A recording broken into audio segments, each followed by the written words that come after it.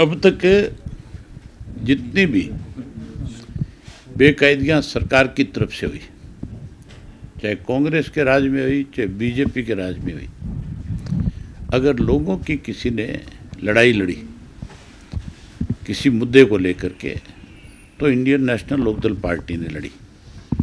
कांग्रेस अपने आप को कहती तो ये है कि हम विपक्ष में सबसे बड़ी पार्टी है, लेकिन पिछले दिनों भाखड़ा को पानी रोकने का काम पंजाब की सरकार ने किया और उस इशू पे कांग्रेस केवल अखबार तक रही,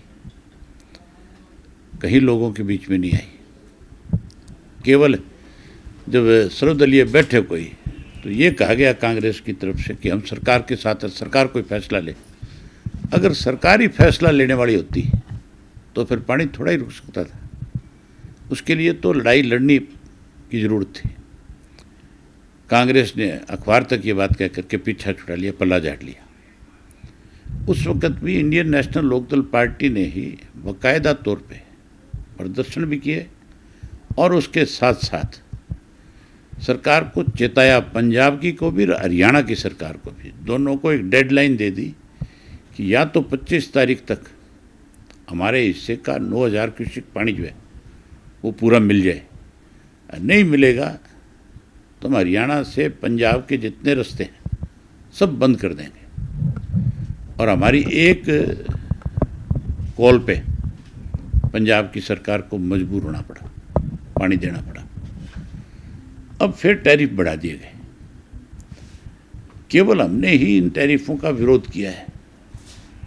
मुझे हैरानी है, विज साहब जैसा व्यक्ति भी स्टेटमेंट देता है कि कोई टैरिफ नहीं बढ़ा। मतलब अगर इतना सीनियर आदमी झूठ बोलता है तो लोग क्या उम्मीद करेंगे, किससे उम्मीद करेंगे? जो आदमी लोगों के साथ न्याय करता था, जो दरबार लगाता था, आज वो भी कहीं इतना कमज़ोर हो गया कि उसको भी ये कहना पड़ता है कि कोई टैरिफ नहीं बढ़ा, जबकि टैरिफ 4 गुना बढ़ गया। सबके बिल अब की बार बिजली के बड़े हुए आए हैं। कोई भी एक व्यक्ति ऐसा नहीं मिला मुझे जिसने ना कहो। इसलिए हमने ये फैसला लिया है कि हम 1 तारीख को, कल के दिन, बड़ा प्रदर्शन करेंगे और 1 तारीख को खुल करके सरकार को चेताएंगे या तो इस पे विचार कर ले, नहीं विचार करे तो फिर आर पार की लड़ाई लड़ेंगे। ये प्रदर्शन तक की बात रही या आगे भी? आगे हम प्रदर्शन तक करके केवल अखबार की न्यूज़ नहीं बनाना चाहते हैं। हम लोगों की लड़ाई लड़ेंगे, हम सरकार को मजबूर करेंगे। कानून व्यवस्था एक बड़ा मुद्दा बना हुआ है प्रदेश में सर, उसको कैसे देखते? कानून व्यवस्था है कहाँ? रोज़ फिरौतियाँ मांगी जाती है, रोज़ मर्डर किए जाते हैं, रोज़ाना अपहरण किए जाते हैं, मुख्यमंत्री की नाक के नीचे सब कुछ हो रहा है। कहाँ है कानून व्यवस्था? यमुनानगर जैसा सबसे शांत जिला था, कुरुक्षेत्र और अम्बाड़ा जो है जहाँ कभी क्राइम था ही नहीं, आज सबसे ज़्यादा है। इससे ज़्यादा और बुरी हालत क्या होगी? कोई जिला नहीं बचा हुआ आज। हरियाणा क्राइम में सबसे ऊपर है। मुख्यमंत्री का बयान आपने सुना होगा, पुलिस की बयान से पुलिस की कार्रवाई पर वो नहीं कर रहे हैं और ये कह रहे हैं कि पुलिस जो अरे अपराधी है उसको अंजाम तक पहुंचाना। आप कहते हो मुख्यमंत्री का बयान है, मुख्यमंत्री की नाक के नीचे हो रहा है। मुख्यमंत्री के खुद के हल्के में, नारायणगढ़ में, हमारी पार्टी के एक साथी का मर्डर हुआ, आज तक बदमाश नहीं पकड़े गए। नफे सिंह राठी हमारा पार्टी का प्रदेश अध्यक्ष था, 2 साल होने को हो रहे हैं, आज तक किसी के खिलाफ कार्रवाई नहीं है, जबकि FIR में लोगों के नाम लिखाए हुए हैं कि ये लोग जो हैं इस साजिश के अंदर शामिल हैं। उनसे क्यों नहीं पूछताछ की जा रही? अब तक की रिपोर्ट सार्वजनिक क्यों नहीं करी जा रही? ये कैसे कह सकते हैं मुख्यमंत्री कि हमने लॉ एंड ऑर्डर की स्थिति में बड़ा सुधार कर लिया? HSSC ने CET रजिस्ट्रेशन के लिए युवाओं को वक्त दिया, लेकिन सरल पोर्टल से जो SC BC के जो सर्टिफिकेट्स थे, कुछ युवाओं का ये कहना है कि वो डाउनलोड नहीं कर पाए। इस वजह कुछ युवाओं का नहीं, सबका कहना है। मुख्यमंत्री का लाखों को मुख्यमंत्री झूठ बोलता है। 3-3 लाख का आंकड़ा दिया। मैं कहता हूं मुख्यमंत्री झूठ बोलता है। जब युवा सड़क पे है, 3 लाख की रिपोर्ट आपके प्रेस के लोग करते हैं कि 3 से 6 लाख 7 लाख लोग इससे वंचित रह गए, तो फिर मुख्यमंत्री को ये कहने की जरूरत क्या है? अपनी कमाई अपनी कमी को छुपाते क्यों हो? सार्वजनिक करो। मुख्यमंत्री से पूछ लो कि टोटल पोर्टल कितने हैं, तो बता दे कौन कौन से पोर्टल बना रखे, नाम ही पता हो तो। मेरी ख्याल है 1000 से ज़्यादा पोर्टल हैं हरियाणा सरकार में। इनको 1000 पोर्टल का नाम कहाँ से याद आ जाएगा? कब खुलता है कब बंद होता है किसी को ही नहीं पता, आप बता दो। एचएयू का भी एचएयू का मामले को लेकर के वीसी ने ना कोई इस्तीफा दिया और छुट्टी पे भेजने की बात कही गई थी, वो भी कहीं भी नहीं भेजा गया। वो भी नहीं गया।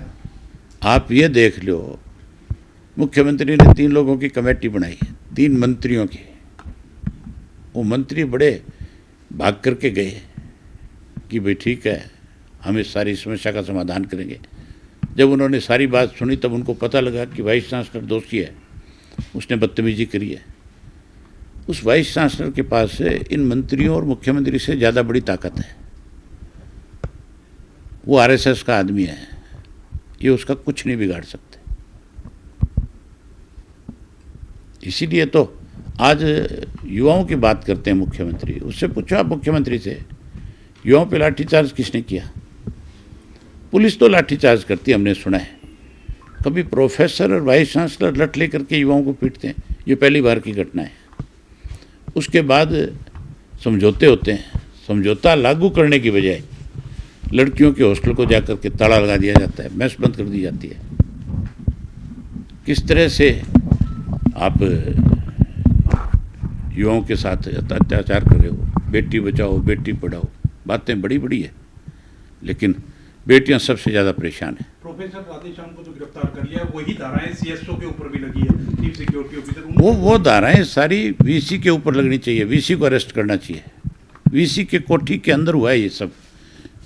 बच्चे किसके पास जाएंगे डिमांड लेकर के? अपने वाइस चांसलर के पास जाएंगे कि नहीं जाएंगे? वीसी के पास डिमांड लेकर के गए। वीसी को बात सुननी चाहिए थी, सुनने की बजाय लठ लेके खड़ा हो गया। एसवाईएल को लेकर के एक बार मीटिंग हो रही है सर, उम्मीद है आप उस मीटिंग के बाद एक स्टेटमेंट देखना। पंजाब का मुख्यमंत्री कहेगा कि पंजाब के पास एक बूंद सरप्लस पानी नहीं है, हमारे पास तो खुद के पास पानी की कमी है, हमें यमुना से पानी और दिया जाए और चाय पिला करके भेज दिया जाएगा। इससे ज़्यादा कुछ नहीं होने वाला। जब तक बीजेपी और कांग्रेस की सरकार रहेगी तब तक पानी नहीं मिल सकता। पानी तो हम ही लठ दे के लेके आएंगे। ठीक।